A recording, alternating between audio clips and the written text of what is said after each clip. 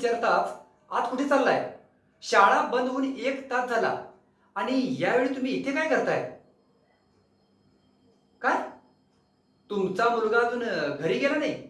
हो नाही मॅडम, हे बघा, ज्यांचे पेरेंट्स उशिरा येतात त्यांची मुलं माझ्याच केबिनमध्ये थांबतात. आत्ता यावेळी आतमध्ये कोणीच नाहीये.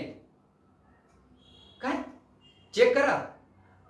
अहो मॅडम, शाळा सुटल्यानंतर ग्राउंड, स्टाफ रूम आणि क्लासरूम मी स्वतः चेक करतोय. आता कोणीच नाहीये.